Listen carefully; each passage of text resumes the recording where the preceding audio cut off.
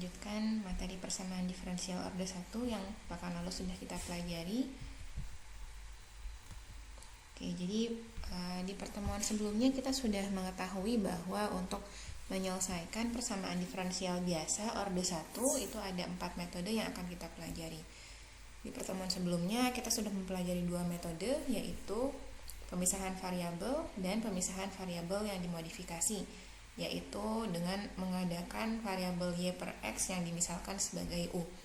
Di pertemuan hari ini kita akan mempelajari 2 metode sisanya, yaitu tentang persamaan diferensial biasa yang sifatnya eksak, dan satu lagi adalah metode faktor integrasi yang digunakan untuk persamaan diferensial yang bersifat non-homogen. Oke, kita lihat metode yang ketiga, yaitu tentang persamaan diferensial biasa penyelesaiannya dengan metode eksak. Oke, pada kalkulus, pada ilmu matematika yang mempelajari tentang perubahan ini, ada ketentuan bahwa apabila suatu fungsi, di sini misalnya ada suatu fungsi u, kemudian fungsi u ini punya 2 variabel bebas, variabelnya ada x dan y. Kemudian kalau kita mau menurunkan fungsi u ini, yang dinyatakan juga sebagai du seperti ini, maka persamaan ini punya turunan parsial yang sifatnya kontinu seperti ini. Jadi du, turunan dari fungsi u tadi adalah du per dx, turunan parsial persamaan tersebut terhadap dx, ditambah du per dy, yaitu turunan dari fungsi tersebut terhadap variabel y.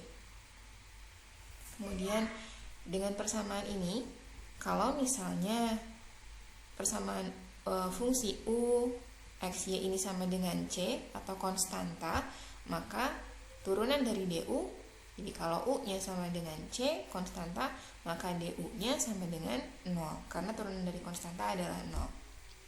Kita lihat contohnya. Misalnya kita mempunyai suatu fungsi u seperti berikut, di u sama dengan x ditambah x kuadrat kali y pangkat 3 plus c.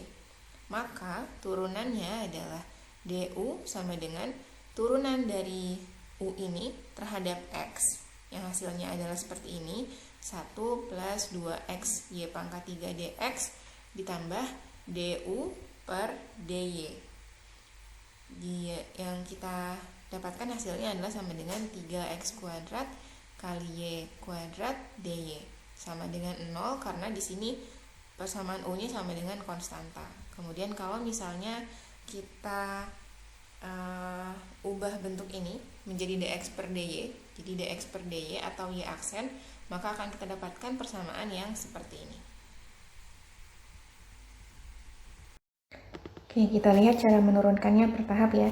Jadi misalnya kita punya fungsi u seperti ini sama dengan x ditambah x kuadrat plus y pangkat 3 sama dengan c, maka turunan dari persamaan ini atau du tadi sudah disebutkan bahwa ini sama dengan du per dx.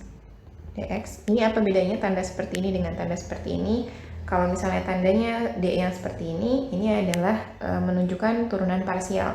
Kalau d seperti biasa, d seperti pada huruf alfabet, itu menunjukkan turunan total. Du per dx ditambah dengan du per dy. Artinya berarti pada ruas yang pertama ini du per dx, maka kita turunkan persamaan u ini hanya pada variabel x-nya saja, dan yang y kita anggap sebagai konstanta. Jadi turunan dari x adalah 1, kemudian turunan dari x kuadrat kali y pangkat 3 terhadap x adalah yang diturunkan hanya x saja, jadi 2x kali y pangkat 3. Y dianggap sebagai konstanta, jadi tidak berubah, sebagai pengali saja, dx. Kemudian satu lagi terhadap dy, sama caranya, hanya sekarang terhadap y. Maka turunan x terhadap dy adalah sama dengan 0, karena x-nya dianggap konstanta, kemudian turunan dari konstanta adalah 0.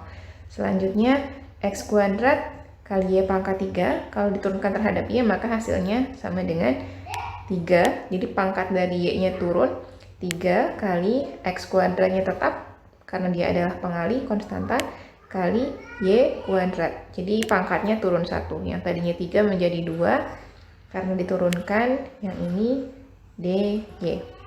Sama dengan 0, karena tadi persamaan awal ini bentuknya adalah sama dengan konstanta. Konstanta diturunkan sama dengan 0.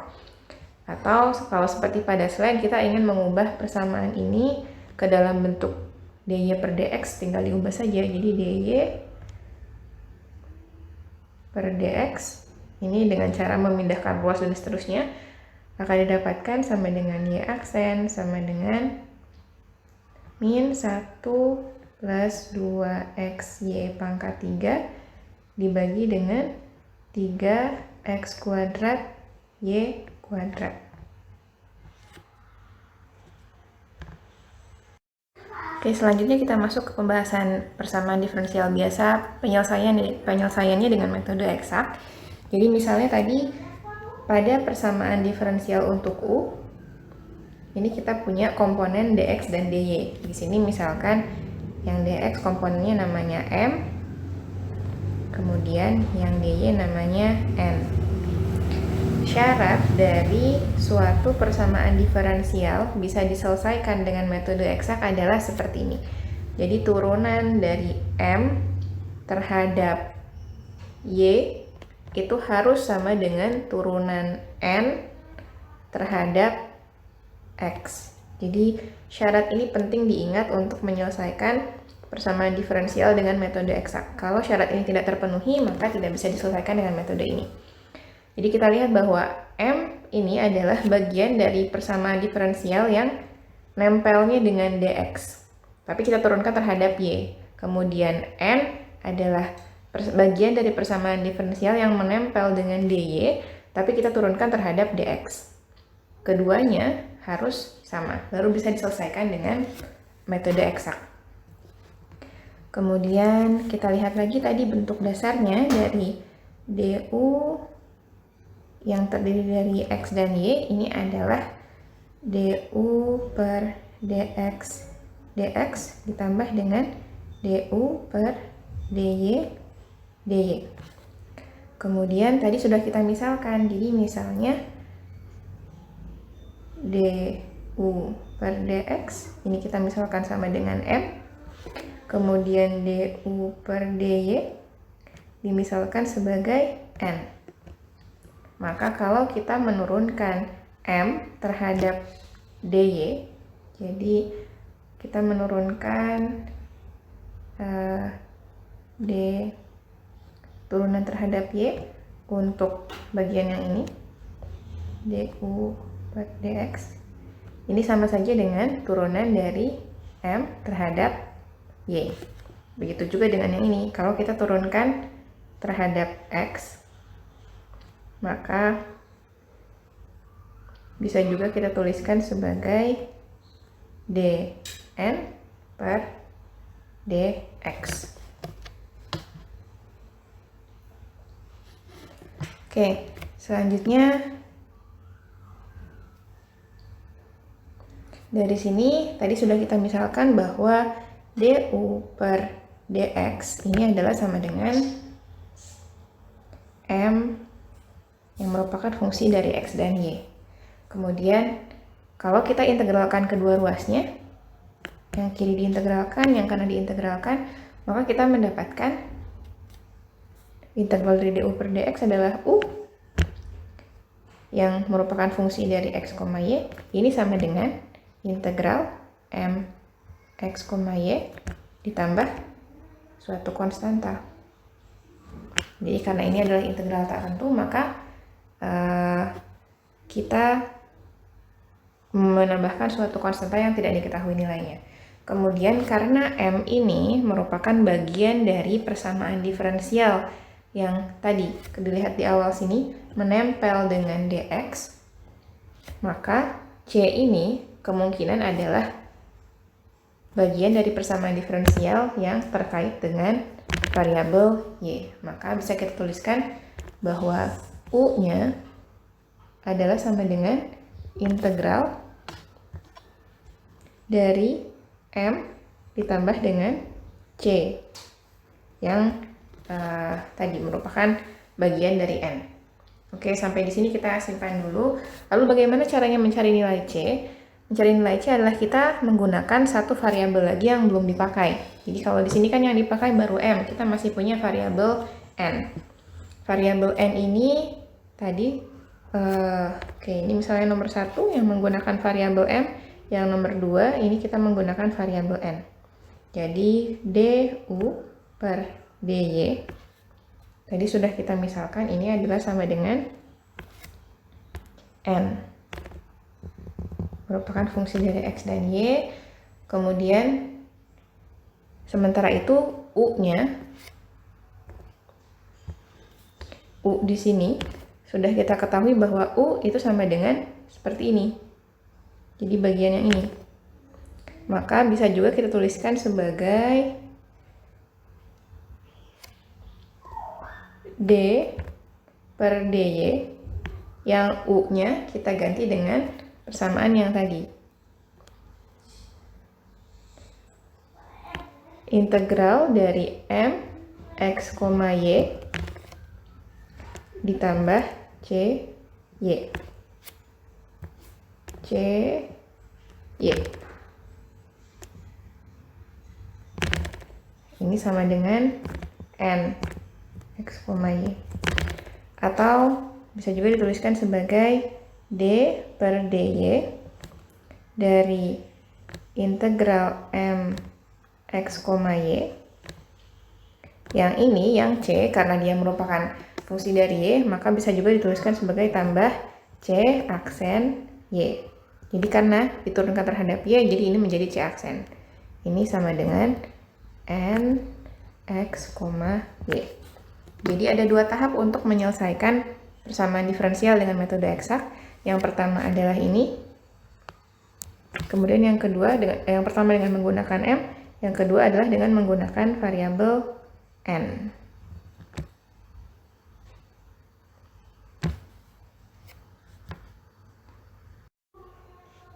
Jadi langkah-langkah penyelesaian persamaan diferensial dengan metode eksak terbagi menjadi beberapa langkah berikut. Yang pertama, dari persamaan diferensial yang diberikan, tentukan mana M dan mana N-nya. M adalah yang menempel pada dx dan N adalah yang menempel pada dy. Kemudian yang kedua, sudah ditentukan M dan N-nya, cek syaratnya terpenuhi atau tidak. Syaratnya adalah seperti ini. Jadi yang M diturunkan terhadap Y, yang N diturunkan terhadap X. Kalau misalnya sudah terpenuhi, selanjutnya cari nilai integral dari M dx. Kalau sudah ketemu, selanjutnya cari nilai C dengan menggunakan fungsi N. Selanjutnya kalau nilai C-nya sudah ditemukan, maka kita bisa mendapatkan solusi dari persamaan diferensial tersebut. Jadi solusinya adalah bentuknya seperti ini. U sama dengan integral M dx ditambah CY. Berikut adalah contoh soal untuk persamaan diferensial biasa yang diselesaikan dengan metode eksak. Di sini kita punya persamaan 3x kuadrat y min y dx ditambah x pangkat 3 min x plus 2y dy sama dengan 0. Jadi pertama, tadi langkah yang pertama adalah kita menentukan mana M dan mana N. M adalah yang menempel pada dx dan N adalah yang menempel pada dy. Jadi di sini M-nya adalah yang ini. Kemudian N-nya adalah yang ini. Jadi bisa kita tuliskan M sama dengan 3x kuadrat y min y. Dan N-nya sama dengan x pangkat 3 min x plus 2y. Langkah selanjutnya adalah kita mengecek syaratnya terpenuhi atau tidak. Syaratnya adalah tadi dm per dy sama dengan dn per dx. Dari sini bisa kita turunkan, bisa kita cari nilai dm per dy. Jadi persamaan yang ini kita turunkan terhadap y, hasilnya adalah 3x kuadrat. Y-nya karena diturunkan jadi hilang, dikurangi turunan dari y sama dengan 1. Selanjutnya yang N kita turunkan terhadap X. Ini berarti turunan dari X pangkat 3 sama dengan 3X kuadrat dikurangi turunan dari X sama dengan 1, turunan dari 2Y terhadap X sama dengan 0 karena dianggap sebagai konstanta. Jadi bisa kita lihat bahwa di sini nilai dm per dy dan dn per dx ini sama dengan 3x kuadrat. Berarti syaratnya terpenuhi. Selanjutnya kita masuk ke langkah yang ketiga. Langkah yang ketiga adalah mencari nilai integral dari m dx. Kita masukkan persamaannya, integral dari m-nya sama dengan 3x kuadrat y min y dx. Ini kita integralkan terhadap x, berarti nilainya sama dengan x pangkat 3 kali y, kemudian integral dari min y terhadap dx adalah min x y. Ini kalau misalnya lupa cara mengintegralkannya, silakan dibuka lagi catatannya pada bahasan integral lipat ya. Integral lipat 2 kita membahas cara mengintegralkan persamaan yang seperti ini. Jadi integral dari m dx-nya adalah sama dengan x pangkat 3y min xy. Oke, setelah xy ini boleh langsung dituliskan plus cy seperti pada persamaan baku, boleh juga nanti dituliskannya sama saja asal pada bagian akhir tidak lupa menambahkan nilai cy ini. Selanjutnya langkah yang keempat adalah kita mencari nilai cy-nya dengan menggunakan persamaan yang kita punya pada n. Jadi tadi dari persamaan sebelumnya sudah kita ketahui bahwa n itu sama dengan nilai dari d per dy dari integral m dx ditambahkan dengan c aksen y. Sekarang nilai dari integral m dx sudah kita dapatkan dari langkah sebelumnya, yaitu yang ini. Jadi kita masukkan d per dy, integral m dx-nya sama dengan x pangkat 3 kali y min xy ditambah dengan c aksen y. Sementara untuk n-nya sendiri itu sama dengan, bisa kita lihat di sini ya, jadi di sini bagian awalnya n adalah sama dengan x pangkat 3 min x plus 2y. Oke, selanjutnya kita turunkan bagian yang ini terhadap y. Jadi d per dy dari persamaan ini adalah sama dengan turunan dari x pangkat 3 kali y sama dengan x pangkat 3, y-nya hilang karena dia pangkat 1, dikurangi dengan turunan dari xy terhadap y adalah sama dengan x. Kemudian ditambah dengan c aksen y. Sekarang kalau misalnya kita pindah ruaskan, jadi c aksen y sama dengan x pangkat 3 min x. Nilai yang ini kita pindahkan ke ruas sebelah kanan. Jadi dikurangi x pangkat 3 ditambah x min 2y. Maka kita dapatkan ini saling menghilangkan, x pangkat 3 hilang, min x plus x hilang, berarti c aksen y-nya sama dengan min 2y.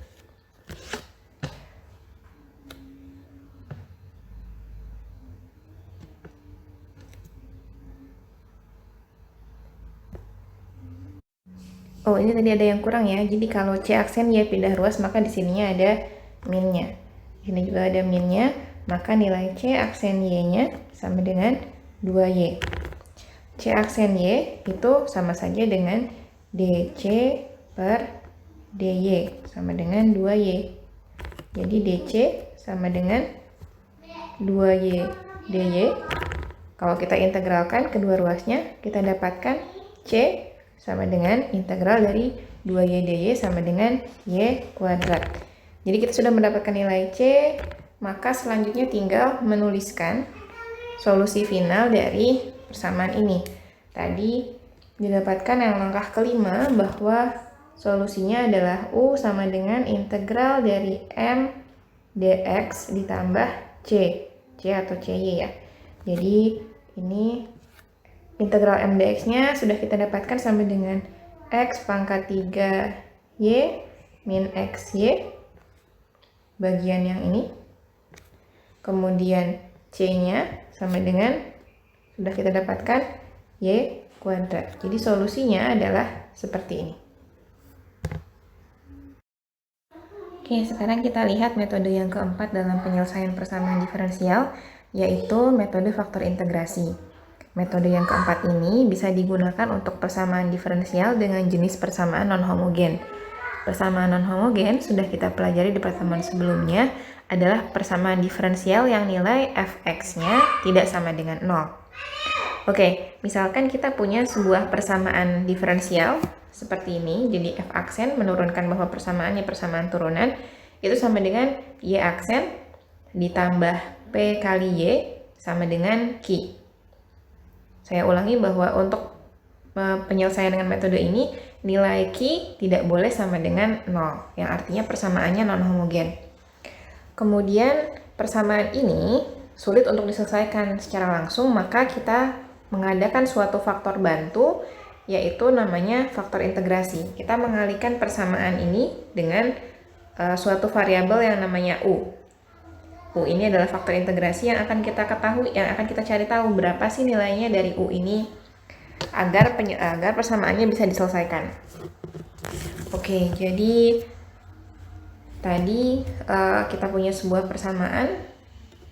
Tadinya adalah f aksen f dari y, kemudian ini adalah persamaan aslinya sama dengan y.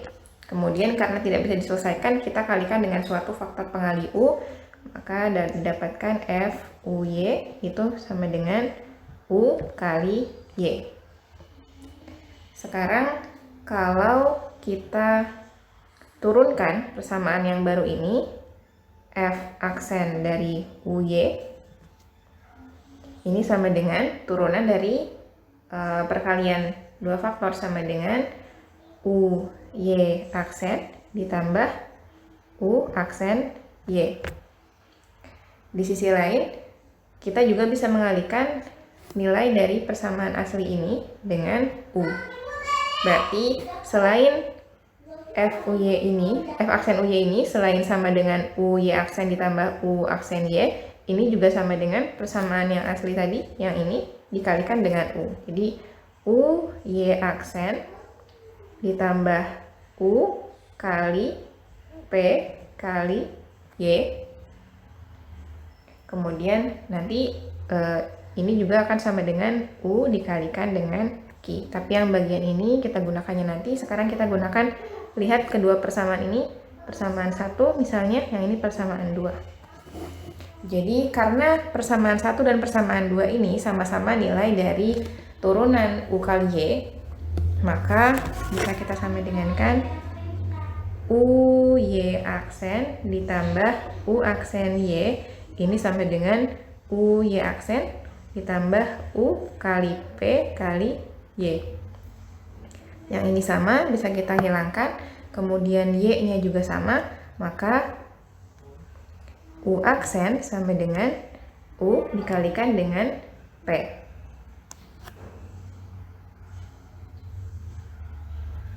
Oke, kemudian u aksen tadi kita lihat di catatan bahwa u merupakan fungsi dari x, maka u aksen bisa juga kita tuliskan sebagai du per dx. Ini adalah sama dengan u dikalikan dengan p. P juga sama, merupakan fungsi dari x. Kemudian kita ingin mencari tahu nilai u, maka kita menggunakan metode yang pertama ya, jadi memisahkan variabelnya. Yang satu variabel kita kumpulkan satu ruas, misalnya di sini yang u, variabel u kita kumpulkan di ruas kiri, yang x kita kumpulkan di ruas kanan. Jadi 1/u du sama dengan P kali dx. Sekarang kalau kita sudah terkumpul di satu ruas, kita integralkan keduanya, maka didapatkan bahwa ln U sama dengan integral P dx. Kemudian yang ingin kita cari adalah nilai U-nya, bukan nilai ln-nya. Maka kita berusaha menghilangkan nilai ln ini dengan memangkatkan dengan bilangan eksponensial. Ln U yang luas kanan juga dipangkatkan E pangkat integral P dx. Jadi nilai U ini adalah sama dengan E pangkat integral P dx. Oke, kita sudah mendapatkan nilai dari U atau faktor integrasinya. Jadi faktor integrasi atau U ini sama dengan E pangkat integral P dx. Oke, selanjutnya bagaimana untuk menyelesaikan persamaan diferensialnya? Sesudah mendapatkan nilai U, kita gunakan persamaan yang selanjutnya. Jadi tadi ada persamaan 1, persamaan 2, kita gunakan persamaan yang ketiga. Jadi ketiga persamaan ini semuanya menunjukkan nilai yang sama, yaitu nilai turunan dari nilai UY aksen. Maka nilai F aksen UY ini sama dengan U kali Q. Atau kalau misalnya ini saya tuliskan sebagai UY aksen saja untuk memudahkan, ini sama dengan U dikalikan dengan Q. Sekarang yang mau kita cari adalah nilai Y ini. Jadi kembali ke tujuan dari penyelesaian persamaan diferensial, kita ingin mencari persamaan yang tanpa ada aksennya, tanpa ada D-nya, Y sama dengan. Jadi yang ingin kita cari adalah nilai Y sama dengan. Sekarang untuk menghilangkan nilai turunannya, untuk menghilangkan nilai aksennya, di sini kita integralkan kedua ruasnya. Jadi integral dari UY aksen, integral, dan turunan saling menghilangkan, maka ini hasilnya adalah U kali Y. Sama dengan integral U kali Q. Kemudian dari sini bisa kita dapatkan jadi Y adalah sama dengan integral U kali Q dibagi dengan U. Jadi untuk penyelesaian persamaan diferensial dengan metode integrasi ada dua persamaan utama yang perlu dipahami. Yang pertama adalah yang ini. Kita pertama mencari nilai U-nya, sudah mendapatkan nilai U, kita bisa menyelesaikan persamaan diferensialnya.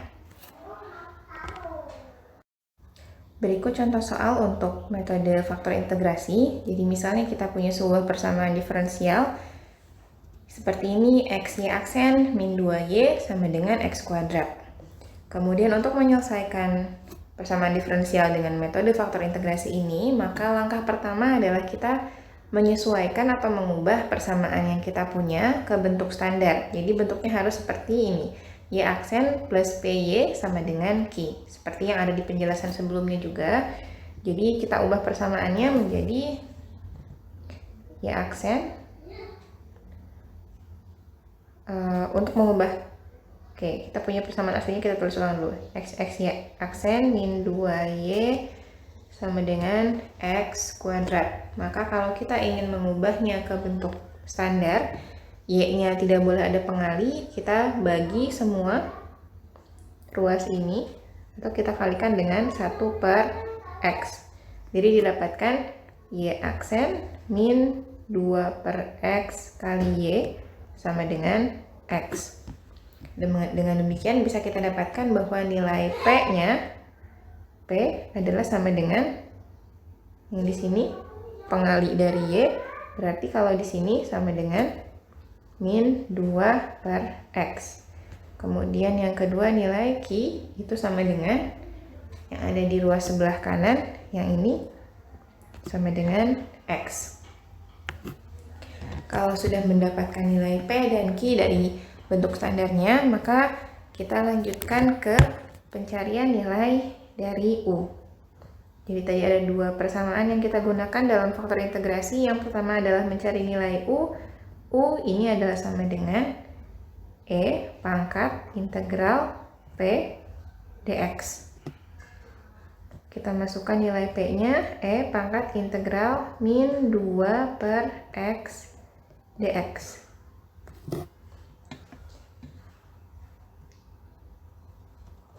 Berapa nilai dari integral min 2 per X dx? Ini bisa kita jabarkan ya, atau kita pecahkan agar lebih mudah. Ini adalah sama dengan min 2 dari integral 1 per X dx, sama dengan min 2 kali ln X. Jadi kita kembali ke pencarian nilai U, maka nilai U sama dengan E pangkat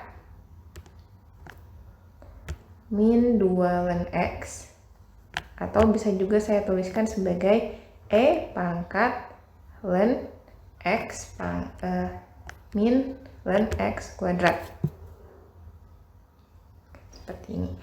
Atau bentuk ini bisa juga saya ubah menjadi 1 per E pangkat ln X kuadrat. E dan ln saling menghilangkan, maka hasilnya adalah sama dengan 1 per X kuadrat. Kalau ini kenapa saling menghilangkan, itu sudah menjadi aturan matematis ya. Jadi bahwa kalau ada E dipangkatkan dengan ln, maka hasilnya adalah bilangan yang di belakangnya. Jadi U-nya sama dengan 1 per X kuadrat. Sudah mendapatkan nilai U, kita hitung bagian yang kedua, yaitu kalau sudah mendapatkan U, kita bisa menghitung nilai Y-nya langsung. Y-nya tadi sama dengan integral dari U kali Q dibagi dengan U. Yang U di bawah ini hati-hati tidak masuk dalam perhitungan integral. Jadi yang diintegralkan hanya U kali Q saja yang di atas. Sama dengan kita masukkan nilai-nilainya. Integral dari U-nya tadi sama dengan 1 per X kuadrat. 1 per X kuadrat kali Q-nya adalah sama dengan X dx dibagi dengan U-nya 1 per X kuadrat. Oke, jadi ini sama dengan ini kita pindahkan ke atas, jadi X kuadrat kali integral dari ini saling menghilangkan 1 per X dx. Jadi hasilnya adalah sama dengan X kuadrat dikali ln X, integral dari 1 per X plus C.